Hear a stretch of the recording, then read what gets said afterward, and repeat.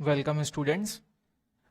इस लेक्चर में हम देखेंगे कि एल्गोरिदम और फ्लो चार्ट का कुछ एग्जांपल लेंगे और दोनों के लिए एल्गोरिदम और फ्लो चार्ट लिख करके हम देखने वाले हैं।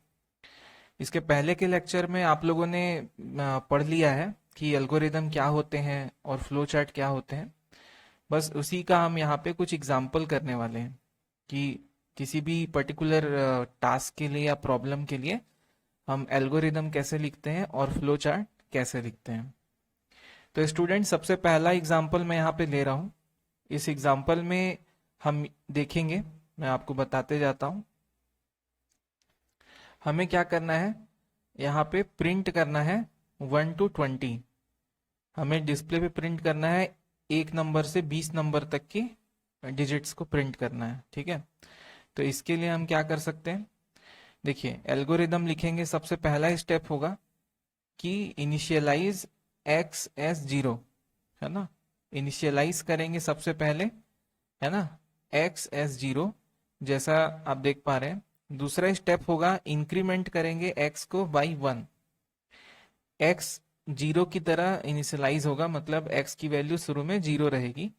फिर स्टेप 2 में इंक्रीमेंट करेंगे एक्स को बाई 1। एक से क्या कर रहे हैं, इंक्रीमेंट कर रहे हैं, मतलब उसमें एक्स में एक बढ़ा देंगे। तीसरा आ जाएगा प्रिंट एक्स, जो बढ़ा हुआ वैल्यू है उसको प्रिंट करेंगे। फिर स्टेप 4 होगा if x is less than 20। ये चेक करेगा कि एक्स जो है वो 20 से लेस है या नहीं है। अगर एक्स 20 से लेस देन है, उस केस में फिर से ये कहाँ चला जाएगा, स्टेप 2 में चला जाएगा। यहां से कहाँ चला जाएगा, स्टेप 2 में, अगर एक्स लेस देन 20 है तो। अब देखिए, इसका हमने स्टेप वाइज लिख दिया एल्गोरिदम। किसी हमें 1 से 20 तक प्रिंट कराना था, तो एल्गोरिदम हमने लिख दिया। अब हम देखेंगे फ्लो चार्ट।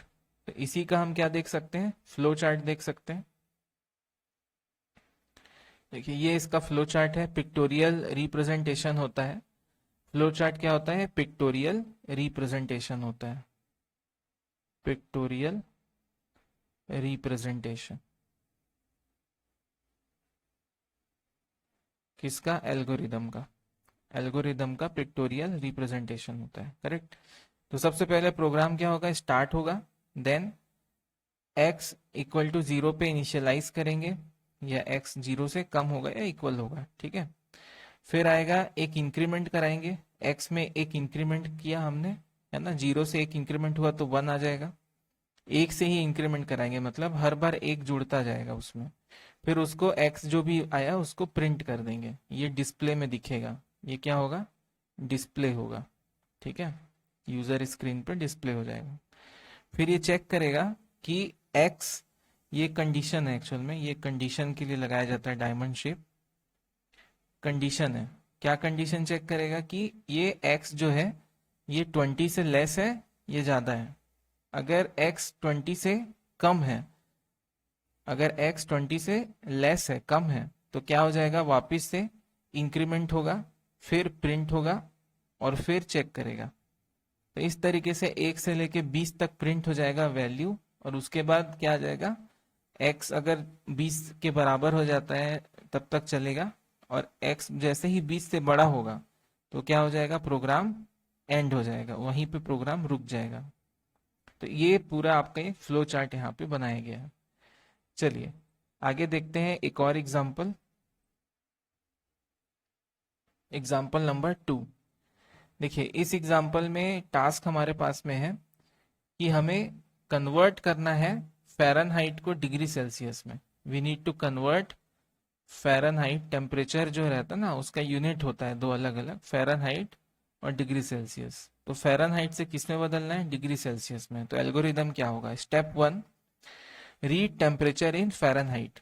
सबसे पहले हमें टेम्परेचर को रीड करना पड़ेगा, किसमें, फ़ारेनहाइट यूनिट में, मतलब डिग्री एफ, इस यूनिट में हमें रीड करना पड़ेगा। फिर एक फॉर्मूला यूज करेंगे सेकेंड स्टेप में, जिससे फ़ारेनहाइट की जो वैल्यूज है वो डिग्री सेल्सियस में चेंज हो जाए। तो सेल्सियस में क्या हो जाएगा, 5/9 इंटू एफ माइनस 32। तो एफ की जगह क्या रखेगा, फ़ारेनहाइट की वैल्यू रखेगा। तो ये स्टेप 2 होगा जिसमें फ़ारेनहाइट की वैल्यू हम लोग पुट कराएंगे। फिर स्टेप 3 जो भी सी आया है उसको हम प्रिंट कर देंगे। तो ये आपका किस में बदल गया, डिग्री सेल्सियस में बदल गया। तो ये एल्गोरिदम है, 3 स्टेप में हो रहा है। फिर फ्लो चार्ट देख सकते हैं, फ्लो चार्ट में क्या हो रहा है। देखो एल्गोरिदम में स्टार्ट एंड ये सब भी जोड़ सकते हो, है ना, मिनिमम मैक्सिमम जो भी आपके ऊपर है एल्गोरिदम में क्या लिखना है। फिर फ्लो चार्ट में ओवल शेप में स्टार्ट है, ठीक है। उसके बाद आएगा रीड एफ। रीड एफ मतलब फ़ारेनहाइट में जो वैल्यू है टेम्परेचर की, उसको हमें क्या करना है, रीड कराना है। इसके बाद आता है सी। सी मतलब जो फॉर्मूला है, यहाँ पे क्या है, फॉर्मूला, ठीक है। तो यहाँ पे रेक्टेंगल या स्क्वायर यूज कर सकते हैं। फिर ये आउटपुट है, आउटपुट में प्रिंट सी आ रहा है, ठीक है। तो जब कभी भी इनपुट या आउटपुट रहेगा तो यहाँ ध्यान रखेंगे, ये आ जाएगा आपका पैरेललोग्राम, मतलब समानांतर चतुर्भुज रहेगा। ये क्या रहेगा, पैरेललोग्राम।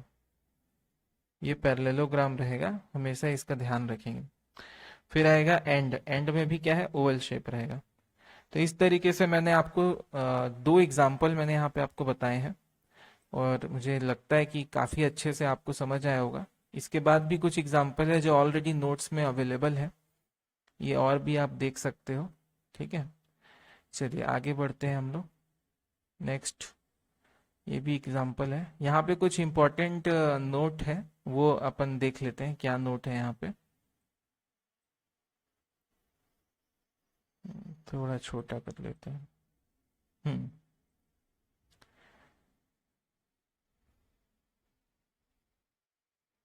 देखिए प्रोग्रामिंग में बोल रहा है कि प्रोग्रामिंग में, इन प्रोग्रामिंग एल्गोरिदम क्या है, algorithm is a set of well defined instructions in sequence. किसी एक क्रम में वेल डिफाइंड इंस्ट्रक्शंस होते हैं जो किसी प्रॉब्लम को सॉल्व करने के लिए लिखे जाते हैं। दूसरा, qualities of a good algorithm, एक अच्छे एल्गोरिदम की क्या क्या क्वालिटीज होती हैं। तो सबसे पहली क्वालिटी क्या है, input and output should be defined precisely. किसी प्रॉब्लम में क्या इनपुट दे रहे हैं और क्या आउटपुट आ रहा है, ये पर्टिकुलरली प्रिसाइजली डिफाइंड होना चाहिए, सही तरीके से डिफाइंड होना चाहिए। दूसरा इसमें पॉइंट आता है, each step should be clear and unambiguous. जो भी स्टेप है उसमें आपको क्लियर पता होना चाहिए कि क्या बोला जा रहा है और उस स्टेप में क्या काम हो रहा है, वो क्लियर होना चाहिए, मतलब उसमें कोई डाउट नहीं रहना चाहिए, या ऐसा कुछ नहीं होना चाहिए जिसका अर्थ नहीं निकल पा रहा है। एग्जैक्ट और क्लियर अंडरस्टैंडिंग होनी चाहिए। Third, it should be most effective among different ways of solving problems. बहुत सारे तरीके हो सकते हैं प्रॉब्लम को सॉल्व करने के लिए, तो आप जो एल्गोरिदम लिखेंगे अगर वो गुड अच्छा एल्गोरिदम है तो उसमें क्या होगा, मोस्ट इफेक्टिव होगा वो, मतलब काफी ज्यादा उसमें टाइम की बचत होगी, कम स्टेप्स में सॉल्व हो जाएगा, और रिजल्ट भी प्रिसाइज आएगा, है ना, एक्यूरेट आएगा रिजल्ट। तो ऐसा होना चाहिए, तभी गुड एल्गोरिदम के अंतर्गत आएगा वो। अब इसमें लास्ट एक पॉइंट आता है, it should not have computer code. Algorithm में किसी भी टाइप का कंप्यूटर कोड आपका नहीं होना चाहिए, ठीक है, कंप्यूटर कोड उसमें नहीं होना चाहिए, तभी वो अच्छा एल्गोरिदम कहलाएगा, ठीक है। तो इस तरीके से कुछ क्वालिटीज थी एल्गोरिदम की, वो देख सकते हैं। फिर हम देख लेते हैं कुछ फ्लो चार्ट से रिलेटेड इंपॉर्टेंस क्या क्या है, ठीक है। तो ये हम थोड़ा सा ब्लर है इमेज, मैं जानता हूँ, बट फिर भी थोड़ा सा अपन इसको पढ़ लेते हैं क्या क्या है इसमें। Flow chart are better way of communicating the logic of system, ठीक है। तो लॉजिक को कम्युनिकेट करने के लिए एक अच्छा तरीका है। दूसरा, flow chart act as a guide for blueprint during program design. किसी भी प्रोग्राम को डिजाइन करते समय एज ए ब्लूप्रिंट काम करता है ये। Flow chart help in debugging process, debugging process में भी फ्लो चार्ट हेल्प करता है। With the help of flow chart program can be easily analysed. अगर किसी प्रोग्राम को प्रॉपरली या आसान तरीके से एनालाइज करना है तो भी फ्लो चार्ट काम आता है। अब इसका डिसएडवांटेज क्या है, फ्लो चार्ट का डिसएडवांटेज है, it is difficult to draw flow chart for large and complex problem. Large और कॉम्प्लेक्स प्रॉब्लम के लिए फ्लो चार्ट को ड्रॉ करना डिफिकल्ट होता है। It is difficult to modify the flow chart, flow chart को मॉडिफाई करना भी डिफिकल्ट होता है। और अगर दोबारा रिप्रोड्यूस करना है तो भी डिफिकल्ट होता है। तो ये कुछ बातें थी फ्लो चार्ट के बारे में। आगे चलते हैं। फ्लो चार्ट में क्या क्या सिंबल्स यूज किए जाते हैं वो आप लोग यहाँ पे देख सकते हो। तो सबसे पहला आपके पास में सिंबल होता है एरो का, जिसको बोलते हैं फ्लो लाइन।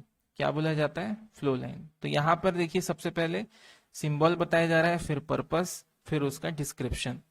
तो सबसे पहला हम देखेंगे, इसे बोलेंगे फ्लो लाइन।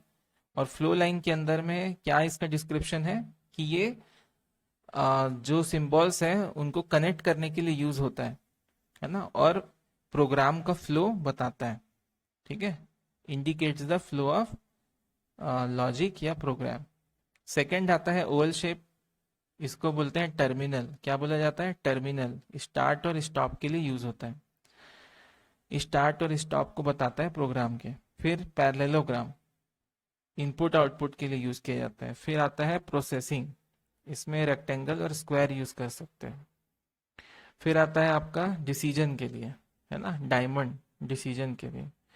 फिर सर्कल आता है ऑन पेज कनेक्टर के लिए, use to connect two or more points of a flow chart which are on the same page. एक ही पेज में अगर एक से ज्यादा प्रोग्राम है तो उनको कनेक्ट करने के लिए सर्कल यूज करते हैं। और यहाँ पर आता है पेंटागन, ये यूज होता है ऑफ पेज कनेक्टर के रूप में, use to connect two points of a flow chart, है ना, जो कि अलग अलग पेज पर है।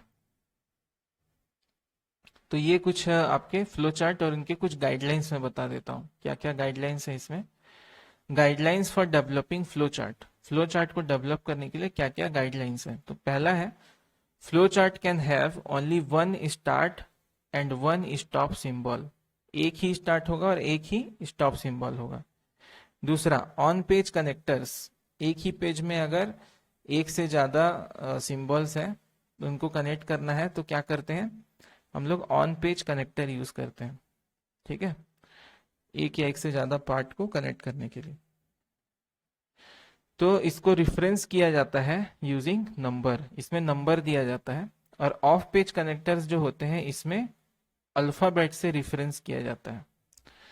तो ये कुछ इंपॉर्टेंट आपके एस्पेक्ट्स थे इसके लिए।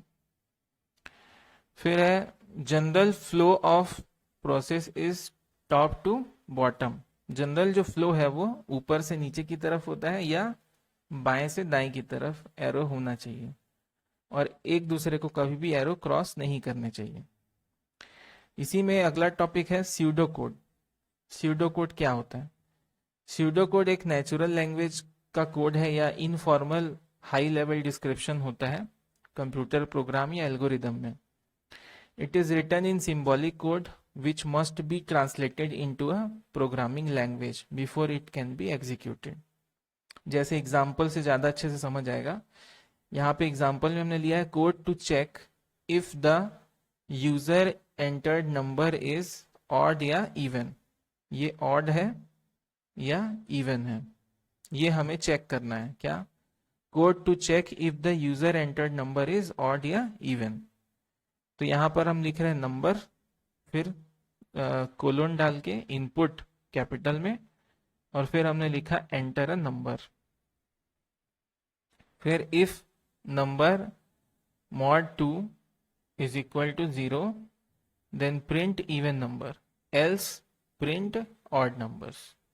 तो यहाँ एक कंडीशन देकर के बताया गया। तो अभी यहाँ पर देखो प्रोग्राम हमने नहीं लिखा है, बट हमने स्यूडो कोड यूज करा है, जैसे इनपुट, इफ, एल्स, है ना, ये सब क्या है? स्यूडो कोड्स हैं। फिर अब स्यूडो कोड लिखने के क्या तरीके हैं तो वो हम देख लेते हैं, कैसे क्रिएट करते हैं या लिखते हैं, है ना, क्या क्या गाइडलाइंस होते हैं स्यूडो कोड को लिखने के लिए। देखो, use capital letters for reserved commands. Reserved commands के लिए कैपिटल लेटर्स को यूज करना है। ठीक है, जैसे इफ, एल्स, इनपुट, ये सब क्या है? Reserved commands. इसके लिए क्या यूज करना है? Capital. Second, write only one statement per line. एक लाइन में एक ही स्टेटमेंट लिखना है। ठीक है। Third, use plain English to provide particular description. हमें इंग्लिश का यूज करना है, इंग्लिश लैंग्वेज का, प्लेन इंग्लिश लैंग्वेज का, टू प्रोवाइड पर्टिकुलर डिस्क्रिप्शन, जैसे age is equal to input, फिर लिखा हमने एंटर योर एज, फिर लिखा if as is greater than 18 print adult, else print under age, फिर एंड प्रोग्राम। तो इस तरीके से स्यूडो कोड लिखा जाता है। इसमें ये एक्चुअल कोडिंग नहीं होती, कोडिंग के जस्ट पहले हम लोग इसको लिखते हैं, ठीक है।